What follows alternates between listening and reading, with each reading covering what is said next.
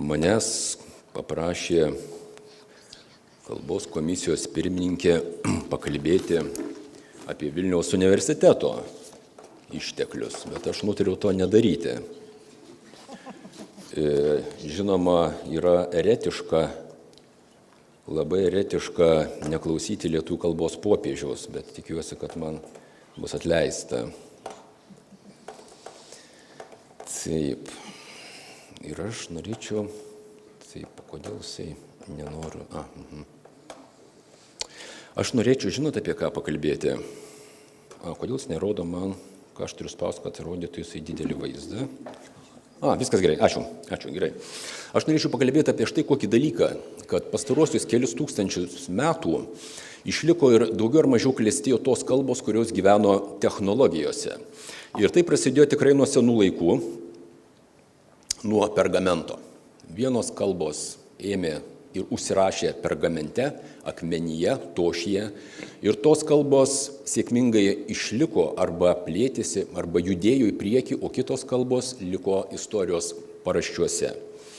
Praėjo taip 1-2 metų ir štai mes matome spaudos presą, kaip Paryžiaus katedroje rašė Hugo Gutenbergo šviesa. Vienos kalbos tarp jų ir lietuvių kalba įsirašė čia, o kitos ne, ir jos, kaip matome, daugiausiai yra istorijos paraštėse.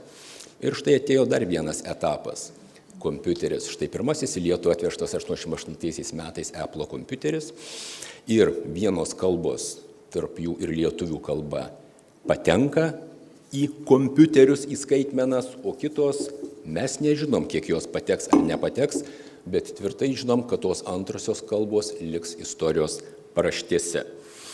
Bet kai mes šnekam apie vertimą, kas šiaip yra pagrindinis šios dienos, šio susirinkimo leitmotyvas, mes dažniausiai galvojame apie tekstą, apie tai, kad vienas tekstas ir kitas tekstas, bet žmogus yra toks gyvūnas, kuris labai mėgsta šnekėti.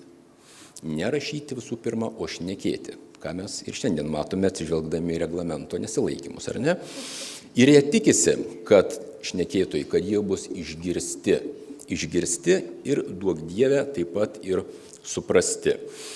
Ir jeigu mes einame prie šnekėjimo temos, tai mums įprastoje poroje vertimo viena kalba, kita kalba susidaro dvigubai ilgesnė komunikacinė grandinė.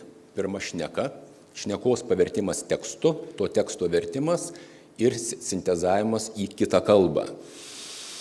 Ir šitoje vietoje tas mėlynoji jungtis tarp dviejų tekstų iš esmės yra išspręsta. Geriau, prasčiau, bet išspręsta. Ir dabar einama į plotį. Dabar lietuviai, anglai, lietuviai, vokiečiai, paskui lietuviai, kinai, ten ispanai, arabai, dar kažkas. O štai jungtis šneka kalba, ypač atpažinimo, nesintezavimo vietoje, dar iš principo nėra tvirtai išspręstas reikalas. Tekstinis vertimas gal yra kol kas mums svarbesnis visokiose valstybės valdymo sferose, o štai ten, kur šneka, mes esame arčiau žmogaus. Tai turbūt, nors nebuvo iš ryto profesorius Telksnys, nebejojus, kalbėjo apie tai, kaip pritaikoma neįgaliųjų visokioms reikmėms ir panašiai. Ir ten dar kažkas tokio. Ir turbūt paminėjo apie tai, kad dar labai svarbus dalykas tai yra įrangos valdymas balsu. Taip, mūsų duos skaidrę. Taip, štai ji yra mūsų perspektyva. Mes turime daug tekstinių išteklių, nes pasaulyje labai daug rašančių ir, kaip sakė Erlickas, vis mažiau skaitančių, bet rašančių vis daugėja ir daugėja. Su šnekėjimu irgi iš tiesų taip yra. Ir tų šnekėtojų yra per akis, o štai klausymosi jau net ir kursai yra rengiami, kuriuose mokoma, kaip reikia klausytis. Vadinasi, tas šnekos funkcija darosi vis svarbesnė ir svarbesnė ir mes vertimo temoje, vertimo srityje be to tikrai neįsisuksime. Ir mums reikėtų galvoti ne tik apie tekstinius išteklius, mums reikia galvoti apie šnekos išteklius. Nes tendencija, žiūrėkit, yra akivaizdi. Anksčiau paskaitos buvo parašytos, o dabar internete randame paskaitas. Mes randame vaizdo konferencijas, vaizdo tiltą ir panašus dalykai. Ir šituos išteklius reikia mums šnekos išteklius fiksuoti ir išmokti su jais dirbti taip, kad mes galėtumėm juos efektyviai panaudoti atpažinimo variklių kūrimui, nes paskui versti kitaip negu tekstas mes nemokame ir nežinia, ar kada nors mokėsime.